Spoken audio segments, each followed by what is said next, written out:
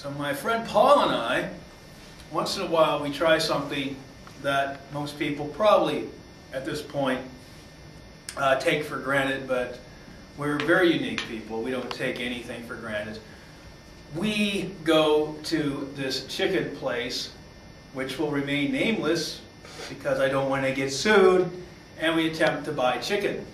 And the reason why this is different than everybody else who buys fried chicken is these people never have fried chicken. They have a big picture of chicken outside their restaurant and a big sign that says, "We have chicken." But when you go there, not only do they not have chicken, but they look at you like you are crazy.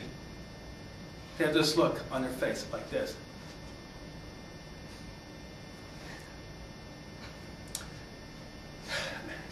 A couple of weeks ago, we kind of thought we were exaggerating, and maybe it was in our minds. It happened 3 or 4 times, but we tried it again.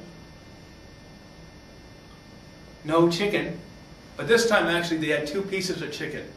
They said if we wait 15, 20, 25, 30, 35 minutes or so, they could fry us up 2 pieces of chicken, 1 for each of us.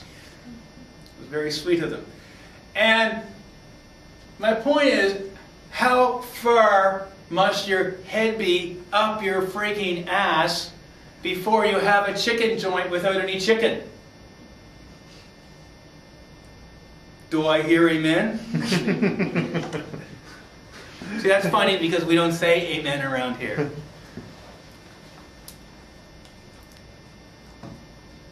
What are these people thinking? And more to the point, specifically, what is the distance between reality and who people think they are and what they believe? Okay, I have 2 profiles here. First we have the carnal man. Does anybody here not know what the word carnal means? As in carnal knowledge. For unlawful carnal knowledge. Copulation. See, carnal can be a lot of fun. This is, well, I'm not talking about the fun carnal. You know, like Colonel Sanders.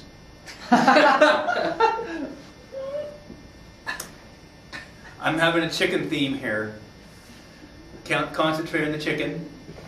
See, I can say Colonel Sanders because Colonel Sanders isn't the person who has a chicken joint with no chicken. Whatever you want to say about Colonel Sanders, he has chicken. Good. By the word carnal, what I mean here is you give over to your fleshly desires. So instead of having sex, for example, out of love and commitment and intimacy and goodness, you have sex simply to screw. Carnal. Did we learn anything new yet? Is this good? You enjoying this? Good. The carnal man. First, the carnal man has a belief system. By belief system, I mean what he believes. He believes all sorts of shit.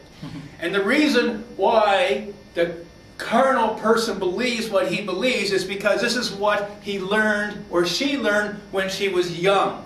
When you learn something when you are young, no matter if it's true or not true, and there usually is like a gazillion to 1 ratio of it not being true to true, but that should not confuse people, because if you believe it, it's true. Nobody wants to question their beliefs, for the most part. So, with this belief system comes a comfort. People can be comfortable with anything. I wrote an album with my partner in crime, Scott Cochran. Our albums are on www.flarmology.com. Some of them, more to come. And this album was an album concerned with the institution, the wonderful, beautiful institution of marriage. Marriage. What is marriage? And one of the 10 songs we recorded is this poor little bastard who grew up in a really screwed up environment, and at one point in the song he fell in love with, or somebody fell in love with him who actually loved him, and he returned the favor by copulating with her mother to sabotage the relationship, because all this person wanted in his relationships was to be comfortable, to be familiar. He was brought up in a crappy environment, a shitty environment, and damn it, he was going to make sure all his relationships were shitty. Comfort. This is comfort. Comfort, I believe, is the greatest addiction we have as humans. We want to be comfortable. Whether the belief is good or bad, tomatoes, doesn't matter as long as it makes us comfortable. So the problem is we have a belief system, we apply it because it's comfortable, then it goes to shit. Usually, because it's probably not right. There is a gazillion belief systems out there. Most of them are wrong. People say, oh, well, you can't say that. Everybody has their own belief and it's very unique to them. Well, that's very nice and very cute, but when your belief system gets you in shit, then you realize that it's not working out for you. So what happens is we have to justify our belief system. And this is when we begin to experience emotional exhaustion, deceit, broken relationships, and more to the point, self-deceit. After we justify what we believe, we have what we refer to as consequences. And finally, fifthly, because we A, have a belief system, and B, accompany this, this is rather accompanied with long-standing comfort issues, and C, we justify it, and D, we disregard the consequences. We learn to E, finally, we learn to be liars.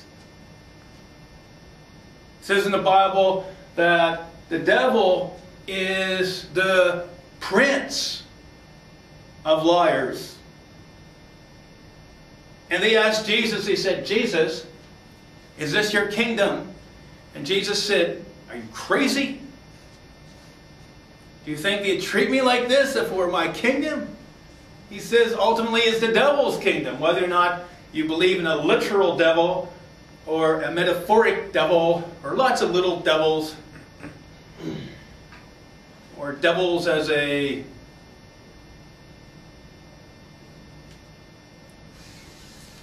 thing. It really doesn't matter. The devil is the prince of lies, and we live in this world and we learn to be liars. Psychologists will tell us, psychiatrists will tell us that 85% of what we say, to one extent or another, is twisted around and is in fact, to one extent or another, a lie.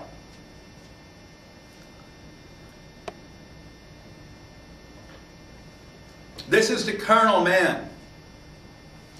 This is opposed to the spiritual man. Do you know what a spiritual man is? Or woman?